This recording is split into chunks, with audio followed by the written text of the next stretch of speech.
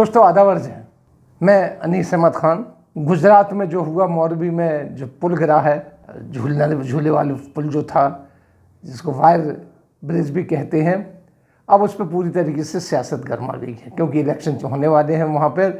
मोदी जी की वो मतलब गृह राज्य है वो। हालांकि चुनाव तो वो बनारस से लड़ते हैं, यूपी से लड़ते हैं, क्योंकि वहाँ गंगा मैया ने उनको बुला लिया तो वहाँ चले गए हैं।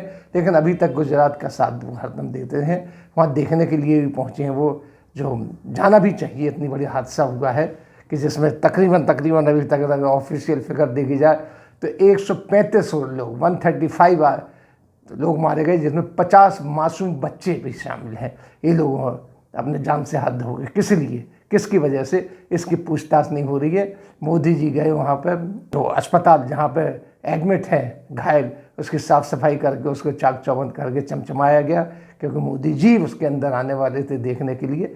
ये सब खेल चल रहे हैं। विपक्ष अपना राग अलाप रहा है, आरोप प्रत्यारोप के बाण छोड़े जा रहे हैं कि इतने आदमी क्यों छोड़े गए।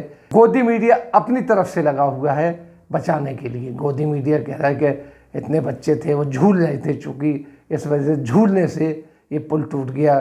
कोई कह रहा है कि वो मिलिट्री का जिस तरीके से चलती है कवायद, उसमें भी कदम ताल बंद कर दिया जाता है और तितर बितर करके निकाल दिया जाता है, तो इस तरीके से उसमें कंपन हुआ, टूट गया, तमाम चीज़ हो रही है। लेकिन इतना नाजुक चीज़ थी वो, इतनी नाजुक चीज़ बनाई गई थी। और कैसे बनाई गई इसके बारे में अखबारों में बहुत आ रहा है कि कौन उसका मालिक था, कौन ठेकेदार था, किसको दिया गया था, क्यों दिया गया था, कैसे दिया गया था, ये सब चीज़ चल रही है। और लोग वक्त उनके पुरसाने हाल नहीं हो रहे हैं जिनके बच्चे, मासूम बच्चे मर गए हैं, जिनको अभी तक कोई पुरसाने हाल नहीं, पूछने वाला कोई नहीं है।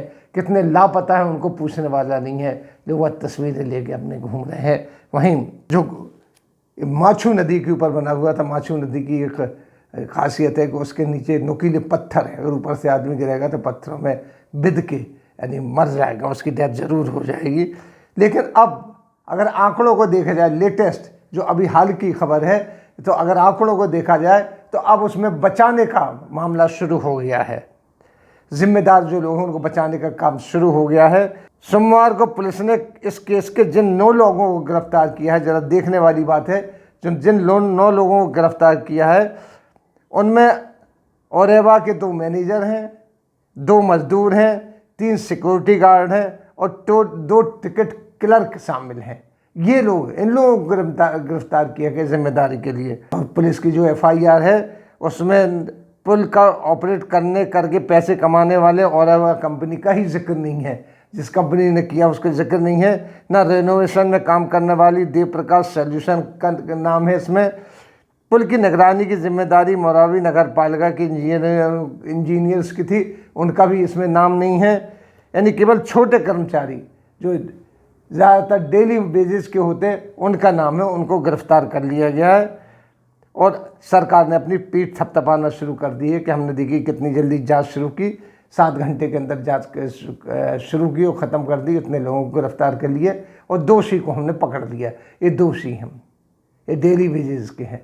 ऊपर से ऑर्डर्स आते हैं सब चीज़ों के और उसके ऊपर कोई गौर नहीं करता है। आप एक झटके में 135 ऑफिशियली फिगर ये है कि उन लोगों की जानें चली गई हैं। इन्हें लेकर अफसर जो है वहाँ के कितने गंभीर हैं, इसकी वानगी है। यहाँ की राज्य सरकार की जांच की जिन 5 अधिकारियों की कमेटी बनाई गई थी, उन्होंने सिर्फ 25 मिनट में ये फैसला दे दिया कि इसमें कौन कौन दोषी हैं। उन्होंने 25 मिनट में पूरी जांच कर ली और रिपोर्ट भी 25 मिनट के अंदर इतने बड़े हादसे की रिपोर्ट जांच करके और उसको सबमिट भी कर दिया गया है। कितना बड़ी चीज़ चल रही है किसको बचाने के लिए। मैं ये नहीं कहता कौन से पॉलिटिकल कनेक्शन थे, हर ठेके के पीछे पॉलिटिकल कनेक्शंस होते हैं, ऐसा नहीं है। हम कहेंगे इसमें पॉलिटिकल कनेक्शन था, इसमें BJP शामिल थी, इसमें कांग्रेस शामिल थी, नहीं, वो तो सत्तारूढ़ पार्टी का होता है। दिल्ली के अंदर जो अगर केंद्र के ठेके मिलते हैं उसमें भी गुजराती शामिल होते हैं, गुजरात के लोग शामिल होते हैं। तमाम जगह का यही हाल है इसके। लेकिन अभी तक कोई नहीं पूछ रहा कि 100 लोगों के लिमिट वाले उसमें 3 गुना आदमी, 3 गुना से ज़्यादा लोगों को क्यों टिकट बांटे गए। और टिकट ऐसे भी दिए गए जो ब्लैक से दिए गए, उनका रेट बढ़ा दिया गया है, जबकि ये होना चाहिए था कि उनके रेट न बढ़ाए जाएंगे। और ये चीज़ 5 दिन से चल रही थी बराबर, जिस तरीके से रिपोर्ट है कि 5 दिन से खुला हुआ था पुल और ये चीज़ चल रही थी। अब वो पुल ने सहते सहते सहते धराशायी हो गया है।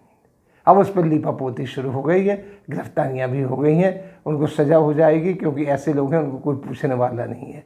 लेकिन जो दिग्गज बैठे हुए हैं, चूँकि फंडर हैं, वो फंडिंग है करते हैं पॉलिटिकल पार्टीज़ की, नाम नहीं ले रहा कि गुजरात की किस पॉलिटिकल पार्टी को फंड करते हैं वो इतने बड़े ठेके के लिए, उनके ऊपर कोई वो नहीं हो रहा क्योंकि उनके नाम सारे अखबारों में आ रहे हैं, सारी जगह आ रहे हैं। मैं अपना उनका नाम नहीं लेता हूँ। उनको स्कॉट फ्री मतलब बिल्कुल छोड़ दिया गया है और 25 मिनट के अंदर ये पूरी जांच पड़ताल हो गई, ख़त्म हो गई है।